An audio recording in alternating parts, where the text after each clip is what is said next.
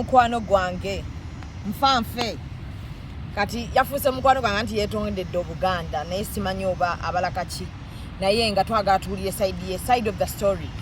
Wamala Kisa kya Mukama yasazeewo namugamba wamala ojja kwetonda Buganda tebamanyira Ssaabasajja tebamanyira Katikkiro Charles Peter Mayiga asaba okutumirako Katikkiro wa Buganda nti tebatumanyira ojja kwetonda wamaze n'opondooka wamala namuleeta wano nga yakola kiri wamala nga awanda muliro ng'agamba ne bwagenda ku Bulange addamu n'akikola wamala yamaze n'apondooka mwana wa Buganda n'agamba bannange ekituufu kanzireka wamala yasoose n'endaba ebbaluwa n'engamba wamala aguddamu kazoole kiki tasobola kwetonda mukwano n'agimpeereza nga yeetonze ebyaddala wamala yeenenyezza era mulina wano saagala kumwogerera ngambe nti Nandwaze zoogerera ku nze waali wano omukulu njagala atubulye lwaki yeetonze owange wapondoose ensi wagiwulidde Omuganda bamumanyira gwe nange ndi Muganda omanyi omwana yenna takula waka mwana takula ku bazadde be kirungi nnyo kyewakoze n'ogamba owange omanyi n'abaana abo tebannakusonyiwa ekirungi gwoba weenenyezza kiki ekyakuleetedde okwenenya sooka I think we bwali busibu ndi musajja Muganda ddala atayina musaayi mulala mutabike ekisooka omwana w'eggombo muzirangabi kyabadde kinkakatako nnyo ddala omuntu alina abazadde be naddala omusajja nganza omufumbo okola ekintu ekyo ate noweekuba mutima noga nekyo nakola tekina kikinyongerako nosalawo netonze ebyaddala nakulabye nga weenenyeza kyekituufu netonze ebyeddala ate waliwo abaana b'emmotoka ne bagamba omukola otya akavidiyo kikindetedde nobayita okola otya vidiyo ng'oli mu mmotoka nga weetonda Yetondera kabaka ng'oli mu mmotoka naye abantu balimu akukomenti anti kabaka omanyi siinawo ddala gwanga mwegenda kulaga sigenda kuba musoga sigenda kuba magwanga ddala engamba kanti aba amawulire etonde kabalaba mu bantu beweetonde yanabamudha kabaka of Buganda owekitiibwa Charles Peter Mayiga people of Buganda owekitiibwa Kitonzi yani Kitonzi yeweggomba akulira essaza church leaders gyosabira Ngabi clan leader ne Ssaabaddu Naddu sub county abaana wano n'omukyala nga sibalaba Ngabi kirani n'omukyala mwagwa n'abaana andi omukazi w'omwasaddawo yabona bali wano mu Ngabi clan so njagala nsoma ebbaluwa eno ntadde amavuvu wansi okulaga obuwombeefu eri kabaka eri abantu benegayirira weegayira tewotuula ekituufu okukomera mu mmotoka oba ojozeemu ate era tojoze naye oluusi bwekikwatira nga oluusi tomanyi nolowooza nti banaalaba evidiyo banaawulira eddoboozi so ngenda kisoma ebbaluwa eno briefly okwetonda kwange kuli muno nakutaddemu so nimukiralifayi nga abo baage nti seetonze nadde malala mu mmotoka tusooka kulanya ganya naye mbadde manyi ogenda sigalanga kabaka baba mwogerako ayi Ssaabasajja Kabaka empologoma ya Buganda nze musajjawo Kisa kya Mukama Mayiga omuzirangabi mutabanyi w'omugenzi Livingstone Muwonge muzzukulu w'Eriya Yiga muzzukulu wa musajja alumbwa muba musigalya Ssemaganda era neddirangabi akabiro jerengesa abantu abo bonna bennanyiza Mukama wange Ssaabasajja Katonda yabayita dda ndi mutabanyi wanamwaja Roscovia nga mama Nzara ge mavugano gentadde wansi njagala kutuusa eddoboozi lyange nga neetonda ekisooka njagala kwetonda ng'omusajja Omuganda yasobya gemavivugano gentadde wansi njagala kwetonda olwa Buganda njagala kwetonda olwa Mukama Damula siddamulira Damula owekitiibwa Charles Peter Mayiga njagala okwetonda olw'abantu ba Buganda ne Uganda njagala okwetonda olw'abakulembeze b'abavubuka njagala okwetonda olw'essaza lyange Gomba Ssebo Kitunzi Mukama wange wanyiiga nnyo ate nga wali mutuufu nasobya njagala okwetonda olw'eddiini olw'amadiini gonna Abasiraamu Abakatuliki mwenna ne Kristaayo bwenvaamu so Mukama wange Archbishop wa Uganda Mukama wange Bishop Kazimba nkwetondedde kulwa charge yonna saabaddu maddu wenvira ddala neetonda ebbaluwa yange egamba bweti eri kabaka wa Buganda eri obwakabaka bwa Buganda ensonga okusaba okwetonda n'okusonyiyibwa nze yiga kya Mukama yiga nga ndi mulamu bulungi era nga muka era nsaba mukkirize ntuuse okusaba kwange eri mwenna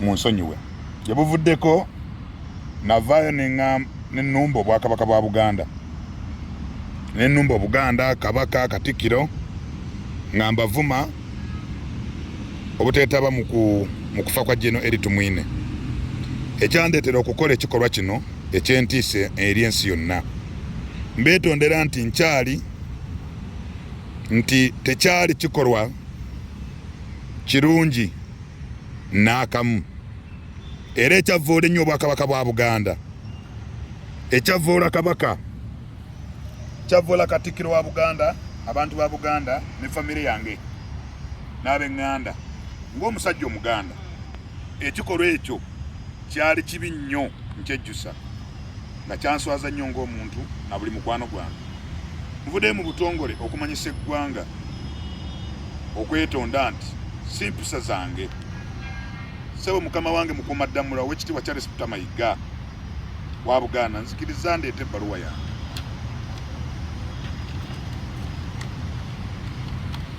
ng'omuntu eyeetonze nsaba weekube mu mutima okkirize era okusaba era nsaba ne chachi yonna mu ggwanga ensabire empite mu kugezesebwa kuno na buli sekinnoomu eyanyiigira ansonyiwe ndi mwetegefu ku kibonerezo kyonna ekinampeebwa ensobi yange agimanya ate era okwetonda kwange kwa buntu mu nsi yonna ayisa abasajja kabaka wa Buganda wangaala ayisa abasajja kabaka wa Buganda empologoma ekiwandiiko kino nakiteekako omukono gwange ngere yeetonda kino kyenina kya Luzungu kino kyenina kya Luzungu muyinza okulowooza sinze nakiwandiika era kanti basomere nange nina kya Luzungu wano kyenkutte omukulu Kisa kya Mukama Yiga Madusi Madu Town Council Goba District 29th November 2022 the Kabaka of Buganda Kingdom Oweekitiibwa Charles Peter Mayiga people of Buganda Oweekitiibwa Kitonsaz church leaders Ngabi clan Saabaddu Maddu the Kabaka of Buganda Kingdom Your Majesty thanking for the forgiveness through this public apology. The pursuant to the death of late General Edutainment, I appeared in a video while addressing myself as a way of showing my discontentment to the people of Buganda and the Buganda Kingdom administration for not according to the late General Tumwine a deserving send-off. The behavior was unbecoming and went beyond the moral fabric of our society. It was disgusting and regrettable from an adult person of my caliber. I started thinking this to be an opportunity for me to reconcile with the Buganda Kingdom, people of Buganda, people of Gomba, people of Madusabu County, church leaders and Ngabi clan leadership. Hereby unequivocally, unreservedly, and out of my free volition, already retract my expression in that video, and also hereby tender my apology to His Majesty Kabaka of Buganda, the people of Buganda, the Prime Minister of Buganda, church leaders, Ngabi clan, Kitonsaz, Gomba, Saabaddu Maddu, my family members, friends and associates. Asako mukono. Kindly receive my sincere and heartfelt apology. Kisa kya Mukama. Okay. Oweekitiibwa Charles Peter Mayiga omuntu yenna bw'asobya ate neyenenya era tusaba Katonda atusaasire ofune omutima ogwo omulungi gw'olina ogwo ogutagooka. Nze neddira mutima omuyanja era ab'omutima omuyanja ffe tulina ddamula Tuva Charles Peter Mayiga Katikkiro wa Buganda ate era nga yakyali Katikkiro wa Buganda akutte Ddamula. Wangabi clan yamaze ne yenenya abantu bayinza okuddawo ne beebuuza obala kaki. Tumaze okukawa. Nabo. Toyina kyobala. Sina kyembala. Esooka nyinza okutadda ku social media. Nakulabye ng'ogamba starting okuvanga lumu January. Tuwabaddamu okunonya ku WhatsApp, tuwabaddamu okunonya ku TikTok. Njagala kwettanga tetumanyi. Kiche kazitoka iti. Tuwabaddamu no. Buli otegeera ensobi n'otegeera ekyagireeta. Ekyagireeta yali ki? Ekyagireeta eyinza okuba obusiru. Ne gundi ne singa sayina simu. Tewandi recording. Fame. Eryanyi. N'abakuwaana bano. Era njagala okutegeeza eggwanga nti buli muntu yasanyukira vidiyo gye nakola gwe mulabe wange. Kintu ekyo kyali kibi. Newankubadde nafunamu olwanyanyaawo nga bamu bagamba weebale naye kyali kibi. Teri kikolwa kibi mu nsi kisinga ekyo. Kati abakuwa ente zaabwe nga bakwebaza obbalwanirira. Sina gye natwala. Wazireka? Maze ebbanga kya vidiyo yefuluma nategeera neneekuba mu mutima. Nsooka nyina abazadde. Nyina omukyala, nyina abaana, nyina gye nawasa. So bwe mbadde neetonda temulayo mu famire y'abakazi bange. Eyo famire ya mukazi wange ne famire zonna bantu bange. Those are my family members. So ndi musajja Buganda atalinamu kubuusabuusibwa. Naye nga bomanyi nti sitaani yajja okutta n'okuzikiriza. Ayinza okuba yampita mu ekyo. Kati ate kintu kya bwenyufu nnyo okutegeera ensobi n'okola ki. Nze nganze omulimu gwange ngukoze era ndi mutukuvu sina kyembala. Osaba nnyo nakulabye mu bundizo zonna ng'osaba at least otuukeko ebulange weetonde mu butuufu. Era ndirwedde. Katikkiro wonna wakuyitira. Katikkiro musaba agonze omutima ampite. Akusonyiwe ng'omwana wa Buganda. Ayinza obutayangwa kunsonyiwa naye akkirize. Ntuukeko embuga. Era akkirize ampulirize. Omuntu ayinza okudda sijja kujja omu. Omuntu ayinza okudda n'agamba nti wali okikola otuukeko ebulange. Katikkiro n'akamunkwata mu ngalo emirundi egisukka 5. So toyina intention. N'akakwata Ssaabasajja mu ngalo emirundi nga 10.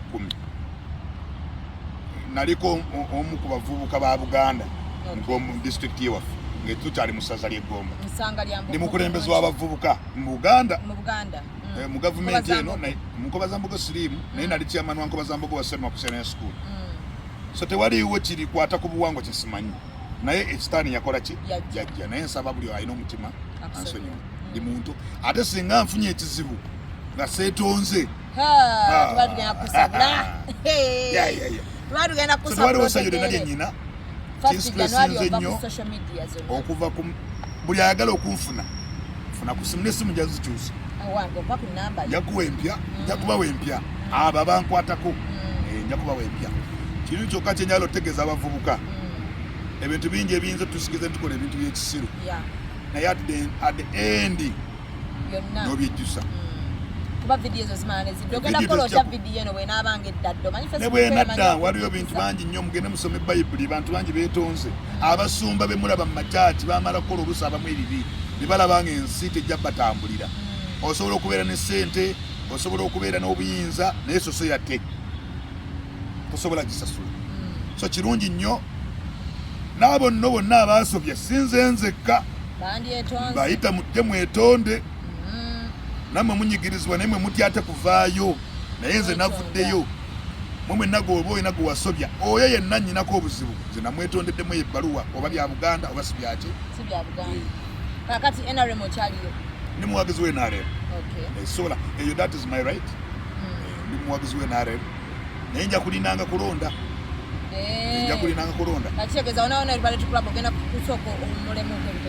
yes byonna kusinga asagala okupita ku TV pitanga omukulembeze abavubuka bakuyitanga muwagizi w'NRM pitanga omukulembeze abavubuka ate era omuntu olusi abamutwala byeko bakanyamunyu ne kanyamunyu yagera neyetondera famire naye omuntu yamutta temubiraba yagera neyetonda manyi wali abagenda osigaza omutima mubi abali so political n'ebirala ebyo sijja binkwatako sijja kukola judgment za mwezi ekikoze kati ebisigale bitusigalize Katonda tekigenda kwetera buzibu eno mu pati ya NRM nze ate kati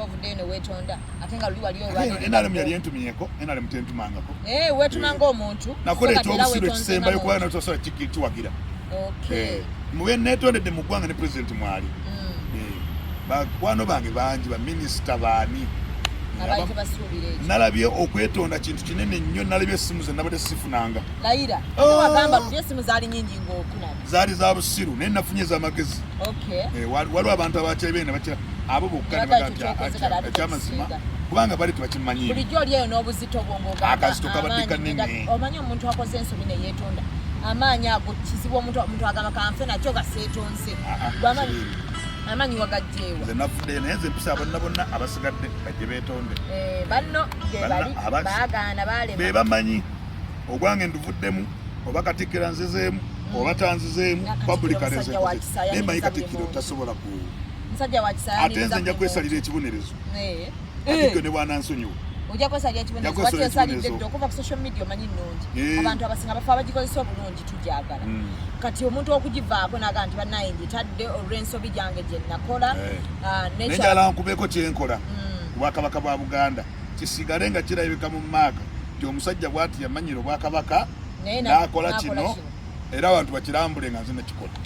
mpitanga nekikwata kikola era nja kikola era obwakabaka katikkiro wali banzikiriza nkiweeyo abeewo kabaka maaka era bakiwandiikeko eyakola kino eri obwakabaka yeewa olubimbi n'akola kino buli omu ajjengawo ng'akisoma kiyigiriza abavubuka abalala okuba nti osobola okwenenya mu mutima ng'okoze ensobi bannange tusaba abaganda bonna mu Uganda n'abatali baganda church leaders tubasaba mwenna bambi omuntu yenna yenenyeza bannaye okwenenya bannange si kyangu bw'abanga yenenyeza omanyi ffe tetumanyi kiri ku mutima gwo gw'omanya ekiri ku mutima gwo bw'obanga weenenyeza mu mutima ng'owulira kyewakola kyali tekiriimu nsa tusaba Mukama akwateko abo be weenenyereza abawe ekisa ekyo ekituna mu kwenenyako ate balabe nga bakusonyiwa ng'omwana wa Buganda manyi abantu bangi bagamba mbu toli Muganda ndi musajja Muganda ddala amiina byeddirangabi kale n'olw'ensonga eyo apology bwetyo bwebadde wabaddewo ey'oluzungu n'ey'oluganda tugenda kuba tubiteekayo